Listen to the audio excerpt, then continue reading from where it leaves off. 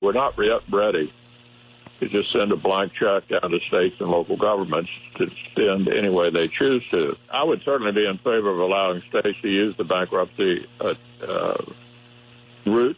It saves some cities, and there's no good reason for it not to be available. My guess is their first choice would be for the federal government to borrow money from future generations to send it down to them now so they don't have to do that. That's not something I'm going to be in favor of. Senator Mitch McConnell,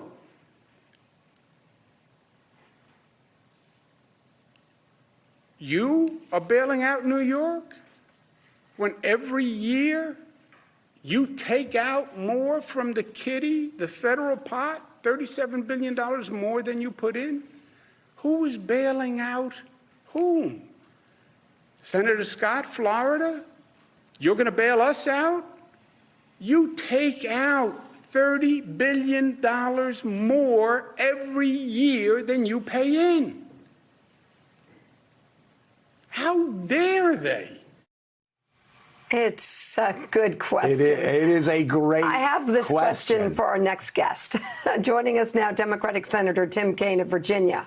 He's a member of the Armed Services and Foreign Relations Committee. Senator Kaine, well, how dare they?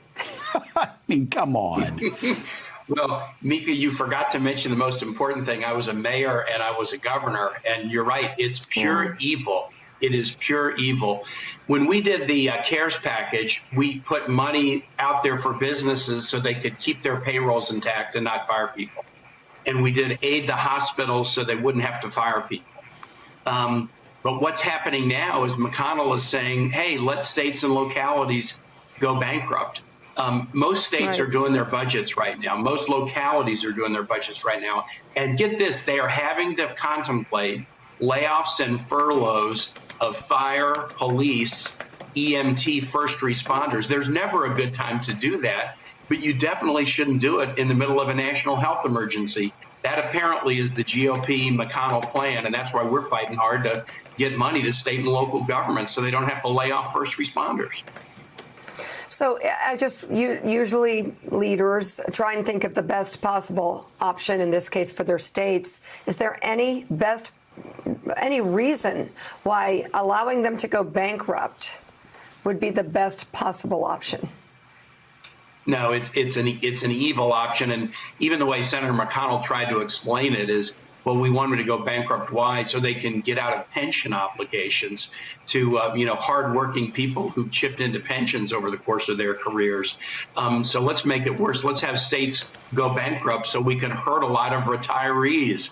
Wow.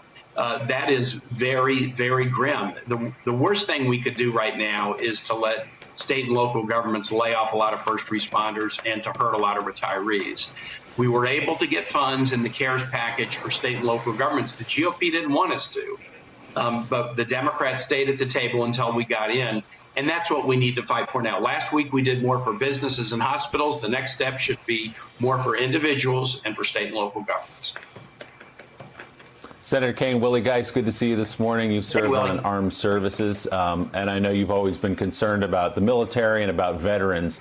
And boy, is coronavirus just wiping out some of our older veterans communities in care homes, like one in Massachusetts, where there are now 82 people died. 82 veterans have died. There's some in Maine, Paramus, New Jersey. I'm sure you're seeing it in your state of Virginia. Yes. How do we put a better focus on the military and particularly our older veterans who are being ravaged by coronavirus? What more can be done from your seat?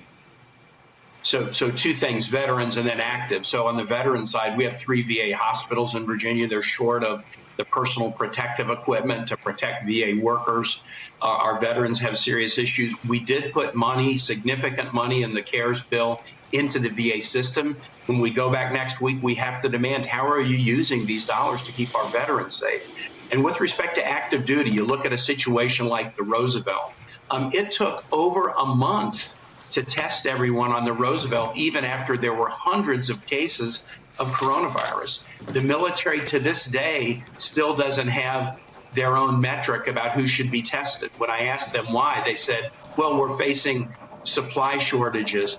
And I said, that's no excuse not to have a measure. You can have a measure and say we can't reach it because there's shortages, But if you don't even have a measure of what you're supposed to do about testing, no wonder you have such a problem. But in that sense, the DOD is just like the administration. There is no national standard for testing, even in now the fourth month of this pandemic. All right, Casey Hunt has a question for you, Senator. Casey? Hey, Casey. Senator, good to see you this morning. The Senate Majority Leader Mitch McConnell is planning to bring you and your colleagues back to the Capitol on Monday to start working again, but not necessarily on voting on coronavirus-related packages. It seems like he wants to move judicial nominations. And your colleague in Maryland, Chris Van Hollen, wrote to him and said, you're endangering the lives and the health of our constituents who work in the Capitol, not necessarily expressing concern about his own safety, but rather the dozens, if not hundreds of people that will have to come into the complex to help it work. Do you think that the Senate should be coming back next week to do judicial nominations, and do you share those concerns? We shouldn't be coming back to do judicial nominations. Casey, as you know, D.C., Maryland, Virginia are still under work-from-home orders, likely that will go into early June.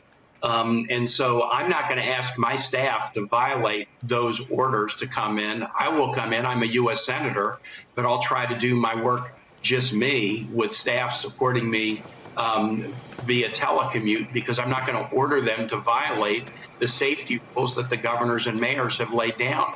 And the thing that's so ironic is Senator McConnell wants us to come back, but the committees, the Republican committees, are generally blocking hearings about coronavirus. They want to do judges, but they won't do hearings to exercise oversight over the administration's coronavirus response. And so they're going to block action on coronavirus to try to get judges done and endanger the lives of the Capitol Police, security, ground crew, everybody else, forcing them to violate the local work-from-home orders. It makes absolutely no sense. I'll be there, but I'm going to have my staff supporting me from home, because I'm not going to order them to violate rules that are designed to protect their own health. Mike Barnicle. Senator Kaine, as you know, Hey, the President of the United States is the Commander-in-Chief. And from a second lieutenant all the way up to the Commander-in-Chief, you are responsible for the safety of your troops.